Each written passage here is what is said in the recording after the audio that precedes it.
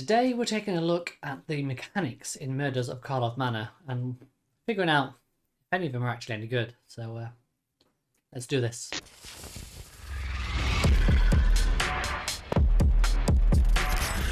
So first here we have Disguise. Now Disguise is a new and upgraded morph, let's say. So if your card has the keyword Disguise, you can pay 3 generic mana to place your card face down on the table so your opponents don't know what it is. You can check what that card is at any time, just in case you've got multiple cards disguised, you can check what they all are. Once the card is face down on the table, it is a creature and it is 2 power, 2 toughness, but it has ward 2. And in all sense of the word, it is a creature. So you can equip equipment onto it, you can put auras onto it, it can be targeted by creature removal. If you have a spell that says +1/+1 on all creatures you control, it will get +1/+1. It is a creature. Then, for its disguise cost, you can flip it face up. So remember, the disguise is the flip up cost, not the place down cost. Now, different cards will have different disguise costs. And because of that, they'll all do different things. I'm not going to go into rating each card individually. I just want to talk about the mechanics here. So we can see here on Aurelia's Vindicator, it's got an X in that disguise cost. So it can flip up for a basic 3 and 1 white, or it can flip up for more than that, depending on what you pump into it, just like any other X spell. Here we see we've got Bubble Smuggler. It's got 6 mana to flip it face up, and when it flips face up, it gets a bunch of counters. And then we have a really generic one with Bone Brute, which just flips face up. So, a couple of things to note. When attacking into somebody with disguised creatures, you've got to know the rule of 5. So the rule of 5 is if that opponent that you're attacking with the disguised creatures has 5 mana available and they spend 5 mana to flip up their creature, its toughness will be greater than 2. Yeah, you won't be able to trade into it with a 2-powered creature. Yeah, if they have only 4 mana available, or 3 mana available, or 2 mana available to flip it up, you're safe to attack him with a 2/2. So you always know that you are going to trade with 2 power against their creature as long as they're spending less than 5 mana to flip it up. And we can see this with Aurelia's Vindicator. While it might have an X in its disguise cost, it's also 3 and a white. So its base flip value is 4 mana. Yeah, and it's a 4/2. So you will trade with a 2-power creature. Whereas Bubble Smuggler here, its base disguise flip value is 6 mana. So when it flips, it's going to get those counters. Yeah, so then that's it. It's going to be like, what, a 6/5. Yeah, whereas the Bone Brute here, it flips for 2. It's a 6/2. You're still going to trade into it with 2 power. So the rule of 5 is quite important when we're attacking into it. The other thing to note with the flip mechanic of Disguise is that it can't be responded to on the stack. So if somebody goes to flip their Disguise card, you cannot respond to that trigger. It's not a trigger, it's something that happens, okay? So it flips over, and then if it has a when this card is face up ability, then that will trigger, okay? So they're gonna get that no matter what. It's a way of ensuring that that player playing the disguise or the morph or whatever it is, that they get that value out of it before it gets removed. So that's disguise mechanic as a whole and how it works. Is it any good? Well, I think the easiest way of summing this up is like it's very much the same as Morph. The only difference between Morph and Disguise is that Disguise gives the face down creature ward 2, whereas Morph doesn't even give the creature ward 2. How many games of Commander have you played where you've played against people with Morph? Now, I've been playing for a few years, and I think I've come across a Morph deck twice. Now, that's not to say all Morph cards are bad, but you often find in certain metas, if people are playing Morph cards, they're only playing certain ones. And I imagine it'll be the same with Disguise. They'll play certain ones which are the best ones. I don't know which ones are the best ones as of yet, because the spoiler season is still happening. So you'll often find that if an opponent only has 1 or 2 Disguise cards in their deck, you can probably predict what it's going to be. Just like when people foretell a card, there's a good chance you can probably predict what it's going to be, even though there's lots on that mechanic.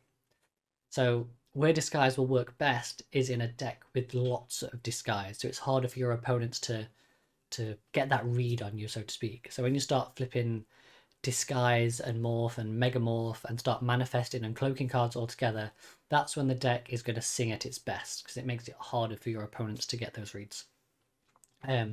So yeah, if you want to build into that type of mechanic, go for it. I don't think it's going to be on the upper end of the tiers of powerful EDH decks, but we might see a few cards here and there scattered about as people try and add values into their decks and upgrade with cards that they open.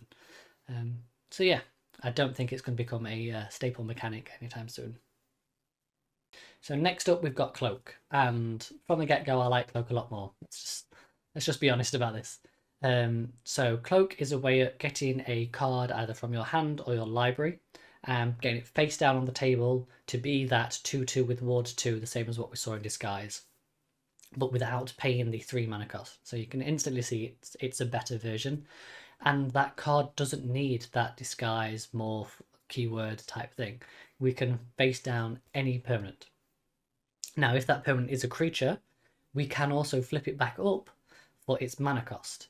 Yeah, the mana cost in the top right corner, like the number and the symbols, whatever that value is, that's what you can flip it up for. So we can now play things that don't have disguise or morph, megamorph, etc. face down and also flip them back up, which gives us a lot more variety in what we can do with this. So we can put permanents face down, we can, then they might not be able to flip back up, but if we're in desperate need of a blocker, we can get one. You know, if you're running light on creatures, you can get a blocker. If you want to put a big creature to get it out of your hand because people know what you've got in your hand for whatever reason, you've tutored and they've seen the tutor, etc., you can then get that down face down, and they now don't know, is it on the battlefield, is it still in your hand? So we can start to play a few more mind games, which is a big thing in Commander. So yeah, I like Cloak. It allows you to get things on the table, get a board presence without giving away the strength of your position on the table, which I think is really good in Commander. Because often it's not necessarily the person with the strongest board state that always wins, it's normally the second person with the strongest board state that wins, because that first person only gets taken down a peg or two. So yeah, I think Cloak could be pretty good. This Van Afar looks like she could be a nice build around. How many cards are going to have this Cloak ability? I don't know, because it's, like I said, it's still in spoiler season. So yeah, we'll figure it out, and yeah, I think it could lead to some interesting games and new decks, I guess, and new brews, especially when people start mixing in morphs and manifests, and we start to take part of the bigger library that brings this game together. So yeah, looking forward to seeing this one in the wild. Next up, we've got Investigate. Now, this is not a new mechanic. It's been around for a little while. So most of you will probably know this. So when you see the keyword Investigate, it means to make a token artifact, which is a clue. It's called a clue. And it has an ability on it, which is 2 generic mana, sacrifice this artifact, draw a card. Great stuff, 2 mana, draw a card. We like it. What I think helps Investigate and what makes Investigate good is not because it's make a clue that then you can spend more mana to draw cards. It's the fact it's normally tacked onto something else. So as we can see with these, creature ETBs, and we investigate. So you get a body and also you get the clue token. So you've got a creature on the board and you've got card draw for when you need it. You've got different types of effects. It might be when a creature attacks, you investigate. Whenever you play a certain spell, investigate. You might have an instant or sorcery which is removal, and it's like target blah blah blah blah, destroy blah blah blah blah, investigate. So you're getting some value, and then you're getting a little bit more, and then obviously you can use that extra value from the investigation tokens to draw more cards, draw through your deck. It's a way of getting like extra card draw into your decks when you need more card draw. So yeah, I think Investigate is great. It's put clue tokens or more on my radar, actually, looking at Murders of Karlov Manor and thinking about making a clue deck. But now is not the time to make a clue deck if you're going to make a clue deck, unless you're buying the Precon type thing, because obviously all the prices are going to be elevated due to everybody being interested in them. So if I'm still interested in this mechanic 6 months down the line, then maybe I'll look at it. But yeah, I think Investigate is great. Yeah, just utilize it as much as you can. I think it will be good within limited. Normally, you find within EDH decks and that run like clue and investigation keyword a lot, they tend to generate a lot of the tokens and don't always crack them all very quickly. Cracking being activating them 2 mana, sacrifice, and draw a card. So that's just something to bear in mind because it can be quite mana intensive. So if you want to build one of these types of decks, make sure you have lots of mana available or resources available to be able to crack those clues to get that card draw. I think there is a couple of cards, I don't have them on screen at the minute, that are cost reducers for the cracking the clues. So if they're in the right colours for you, they could be good pickups. But yeah, Investigate, absolutely solid. You see it all the time in EDH.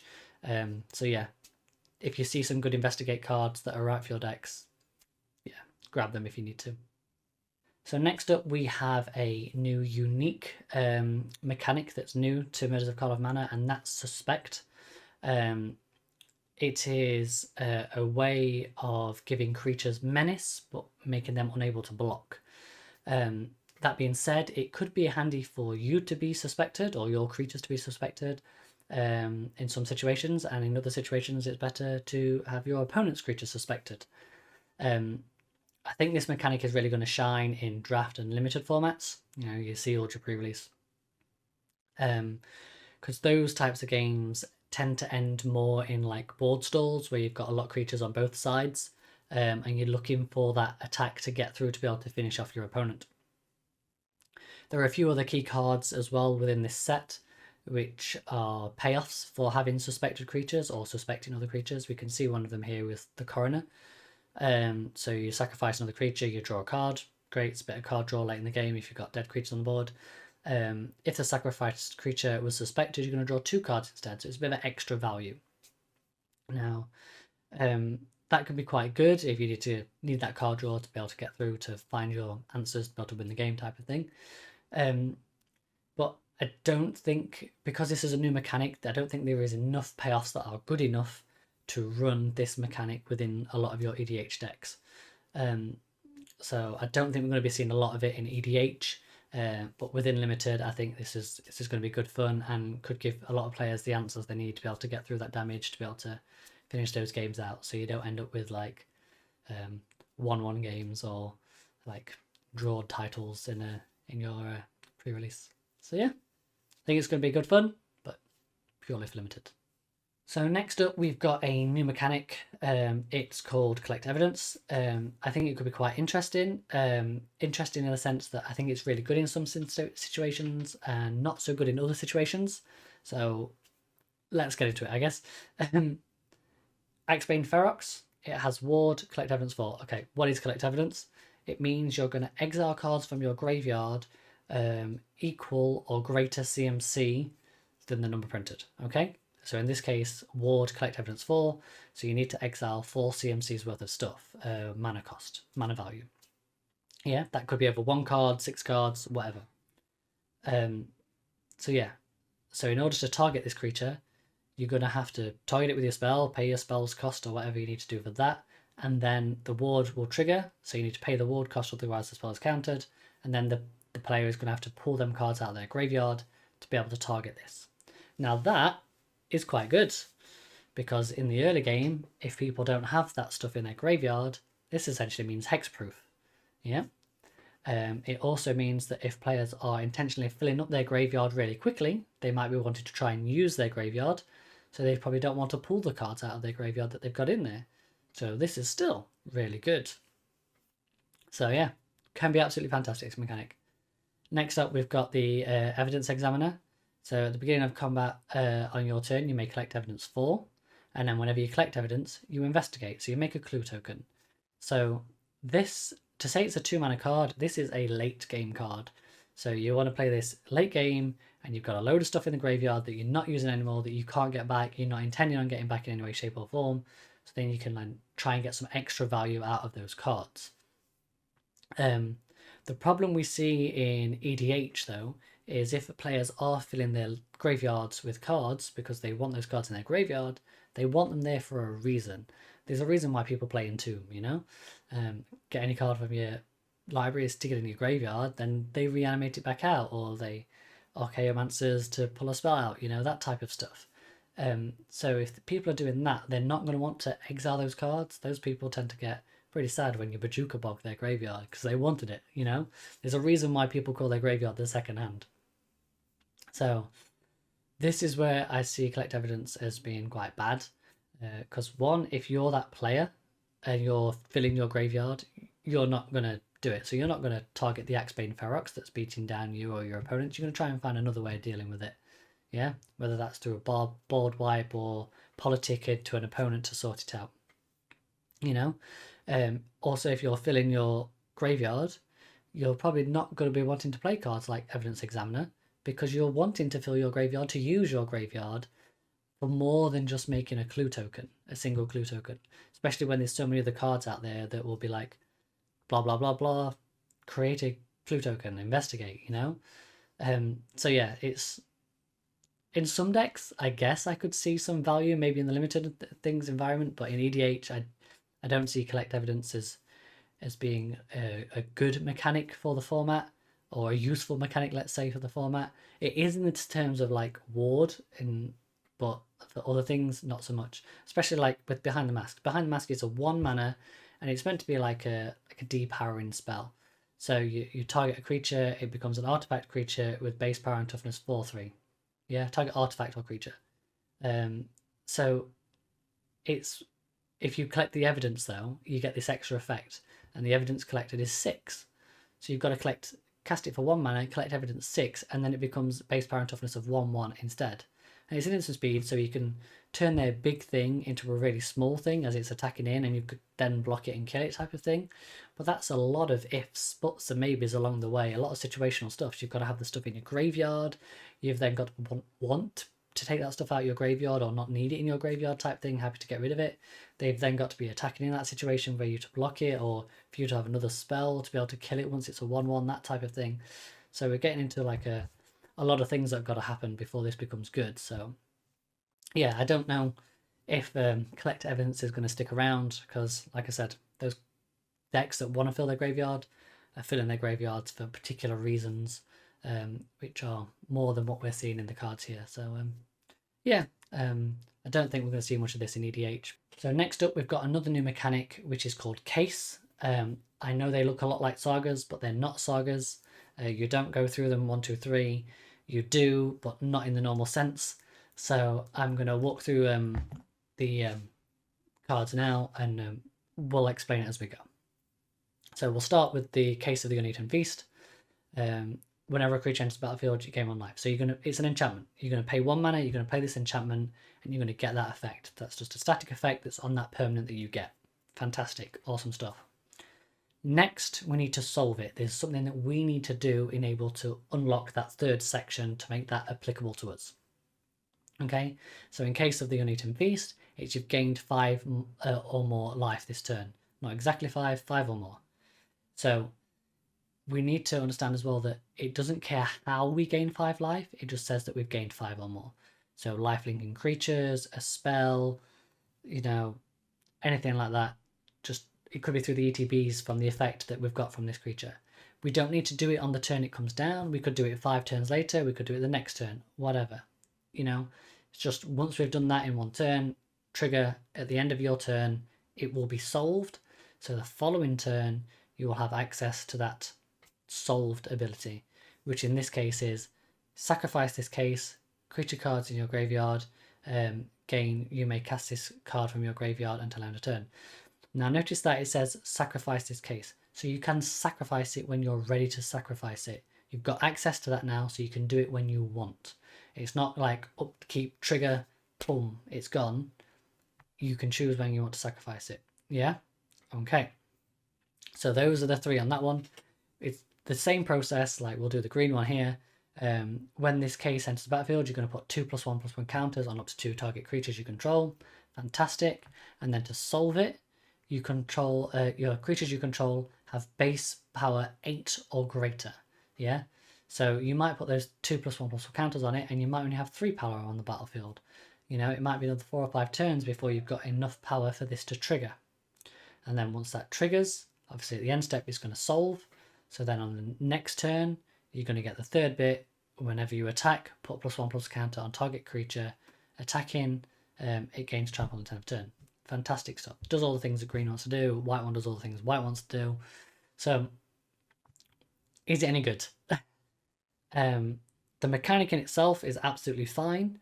I think where these cards, or where this mechanic is going to be good, is down to the card itself.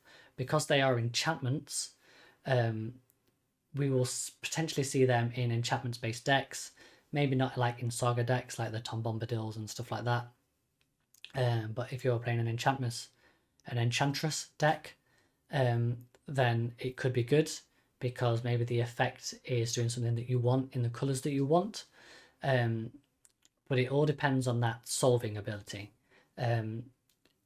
You've got to be like having a card. I guess it comes down to the card being right for the deck that you want to play in it. So I do think we are going to see cases in EDH, but there is very limited amount of cases. So it'll only be in the cases where those cases are good for those decks, you know, if you followed that. So yeah, these cards will show up where they are relevant to, depending on the strength of that card and if it fits the theme of that deck. So I think we'll see these sprinkled out throughout time, and we'll probably see cases more off going forward, just like sagas started out something as Dominaria, but then became a bit of a staple and a good way of telling stories. I think we will see cases become a bit more of a staple throughout the story of Magic, and therefore in more sets, as it's a good way of explaining the mystery and unraveling the story as well. So yeah, I think these are going to be good. The middle card here was a translation, I think it was from Spanish or something like that. I just got it offline, so I don't know if it's the best translation ever, but this is basically a payoff for having cases, or having case mechanic. Until there is more of these, then it's not worth making a case deck, so to speak. But yeah, I think cases are going to be absolutely fine. We'll probably find some to fit different decks. I think there could be some pretty strong ones out there, depending on the effects of them. I don't know, obviously, how power crept they're going to be compared to other enchantments, but I think they could potentially be good. So that's all the different mechanics that we've got in Murders of Karlov Manor. Some of them are return mechanics, some of them are new and unique and exciting.